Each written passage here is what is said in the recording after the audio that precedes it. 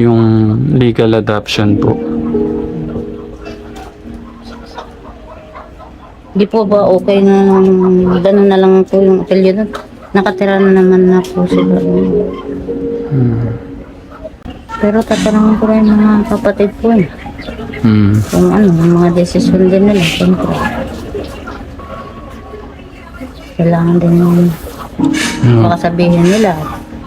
Pinaampunan ko ng tuluyan, yung pinabayaan ko ng tuluyan. Ayun po guys, stop po muna natin. So just a heads up lamang po, this video is another throwback po. Ito po yung time, I believe this was 2022 po yata. Ito po yung time na tinanong nga po ni Tekram sila Nanelita, sila Tatay Luisito tungkol nga po sa plano po nila ni Nanay Jack na legal na i-adapt nga po si Luis. Kumbaga is papalitan na nga po ang apelyido nito from Bondok to Manalastas. Pero yun nga po yung sabi ni Nanay at naintindihan po natin si Nanay na kumbaga sa kanya is mas okay po yung ganun na lamang po yung apelyido ni Luis kasi nga po nakatira naman daw po si Luis sa kanila. And also ayaw po siguro yung Nanay na isipin ng iba na talagang pinabayaan na po nila si Luis, talagang tuluyan na nga pong ipinaampon.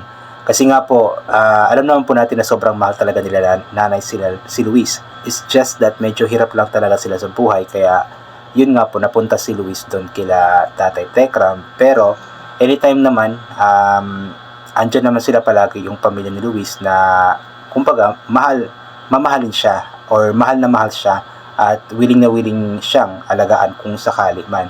Unlike po sa mga ibang bata, katulad na nga lang po ng mga bata sa bahay ampunan na talagang tuluyan na nga pong ulila at wala na nga pong possible na mag-aalaga. Pero sila Nanay po, andyan naman sila palagi. So yun nga po yung sabi ni Nanay na kung okay lang na yun na lamang po yung apelyido ni Luis since andun na naman po si Luis nakatira kila Tatay Tekram. So ito po ipapatuloy po natin yung panonood guys para malaman pa po natin yung napag-usapan po nila tungkol nga po dito sa legal adoption ni Luis. Okay lang ba sa inyo tayo Si na Tatay. yung apelyido po niya?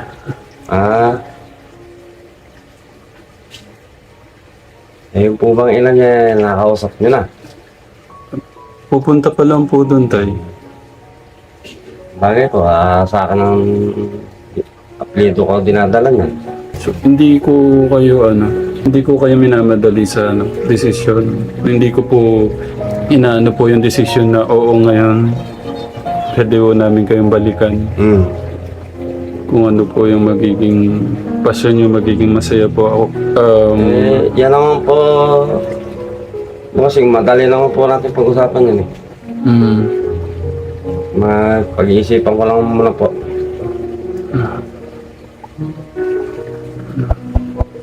Pasensya na po kayo, no? Sa akin lang po kasi parang Yan naman nga po yung bata na hindi naman yung napapabayan yung anak ko. Sana po, nabigay ng anak ko sa inyo. Alam ko naman po hindi nyo kaya pabayaan yung bata. Ayan nyo, darating po tayo dyan. sa akin naman tayo kahit papel lang naman po yun eh. Ang importante po yung pagmamahal namin sa kanila. Pag-uusapan po natin. Kaya napag-isipan ko na po. Madali naman po yun. Ito, tatanungin ko muna yung mga kapatid niya. Lalo na po, yung kuya niya, yung nanay niya. Naintindihan ko. Kung ano mo pa magiging desisyon nila, bibigay ko po sa inyo.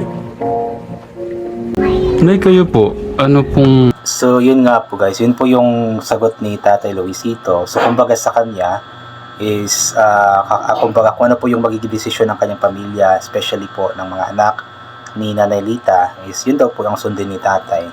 But then malaki naman po yung tiwala talaga ni Tatay Luisito kay Tatay Tekram.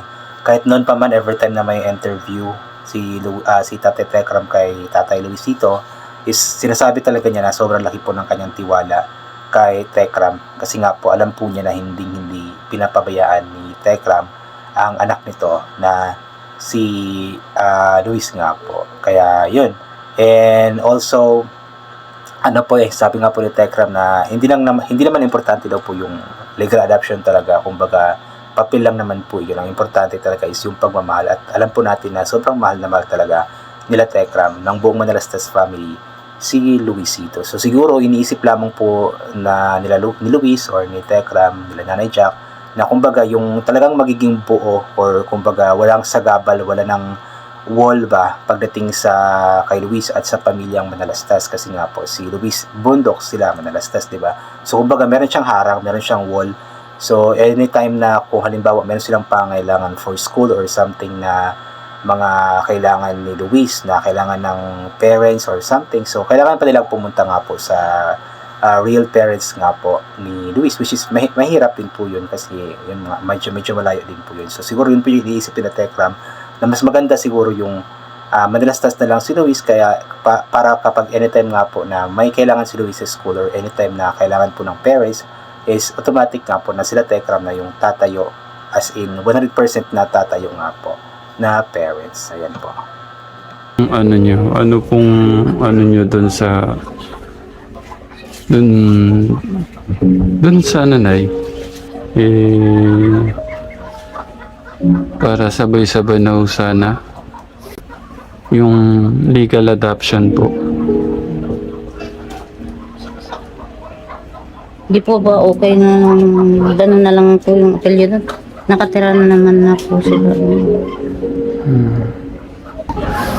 Ang lalim naman po ng buntong hiningan nyo. Tatanong ko rin po yung mga kapatid. Pero kung ako din po, siyempre mahirap din po. Okay na lang po siguro yung apelyido na yun. Pero tatanungin ko rin yung mga kapatid po eh. Kung ano, yung mga desisyon din nila, siyempre. Para sa akin is agree naman ako kay nanay. Kumbaga okay po ako sa naging desisyon ni nanay na gano'n na lamang yung apelyido ni Luis. Yung sinasabi ko po kanina is para sa kumbaga idea ko lang po iyon, sariling opinion ko lang po iyon. Pero yun nga po sabi ni nanay na kung okay lang sana na bondok na lamang po. Kasi nga po, inuulit ko nga po, hindi naman nila tuluyang pinabayaan si Luis. Kumbaga, napunta lamang ito kay Tekram dahil nga po sa hirap ng buhay nila. Even though merong mga nangyaring hindi maganda nung nakaraan, pero narealize naman ni nanay yung kamalian niya at muli nga po siyang bumalik sa kanyang pamilya. So kumbaga, patuloy po yung pagmamahal at suporta ni nanay sa kanyang pamilya, maging kay Luis. Kaya para sa kanya, hindi need na palitan pa ang apelyido. As long as nakatira naman ito kay Tekram at inaalagaan nila Tekram, ay okay na po yun kay nanay. Kailangan din yung makasabihin nila. Pinaampun ng tuluyan, yung pinabayaan ko ng tuluyan. Pati at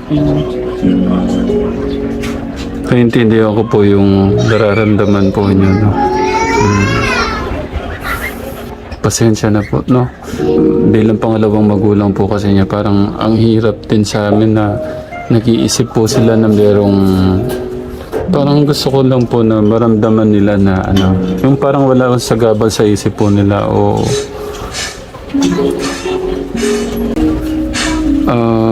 sa mga bata po kasi parang napag-uusapan din po kasi namin.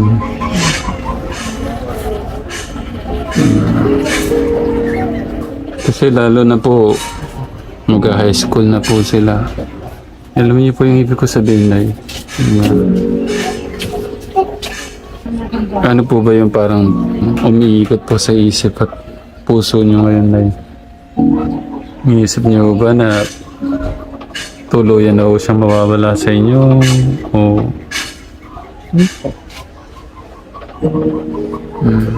okay. ano daw. Yan talagang mahirap yan para kay nanay, kasi nga mahal na mahal naman po niya si Luis. Hindi naman siya kumbaga pabaya na ina na pinapabayaan lamang yung mga anak dyan na kung ano pa pong nangyayari sa kanila.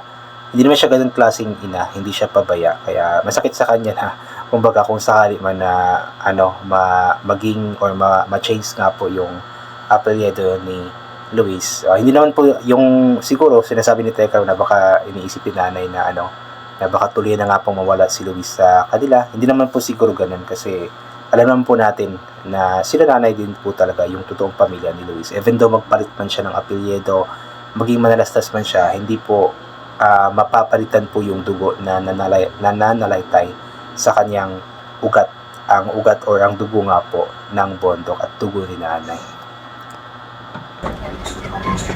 Napayag daw ba kayo? Siguro na. Payag si ate. Si nanay napabuntong hininga. Napapabuntong hininga siya. Payag si ate Julie. Pero si Ate Julie, nakikita ko yung yung parang masaya ka. Kung paano, okay ba sa'yo? Thank you ha. Thank you. Pero si nanay nintindi ako si nanay. Hindi, pag-isipan niyo mabuti. Kung mapapabuti po sa inyo si Luis. Thank you. Ramdam ko kasi din ang ni nanay. Pero siyempre, bilang sa anak ko natin, kailangan ko din itanong yon.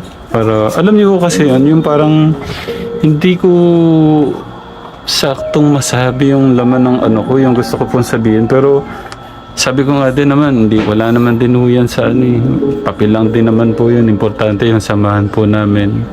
Pero yun po kasing kukumpleto, yung wala ng wall sa amin, wala nang humaharang sa amin. Parang ganun po ba? Pero hindi ko kayo minamadali. Sabi ko nga po, makakapaghintay po ako. No? Pag-isipan, tatanungin ko rin po yung atin niya kasi noon. Mamaya, hawaii pa ako sabihin. Hayaan ko ng taloyan si Luis. Kay Ate Julie, okay po sa kanya si nanay.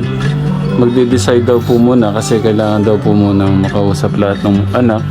Tsaka, ganun din naman po ang sagot ni tatay. Kailangan... Ako talaga doon, yung panganay ko. Ako yung isa. Yun po talaga ang tama. Kailangan nakausapin muna lahat ng kapatid ni Luis, ganito ganyan. Kasi hindi naman pwede na yung nanay or tatay lamang yung mag-decide. Kasi nga po isang buong pamilya po sila, so kailangan na silang buong pamilya po yung mag-come up ng isang desisyon. At yun po. So yun po, hanggang dito na lamang po. God bless po and bye for now po.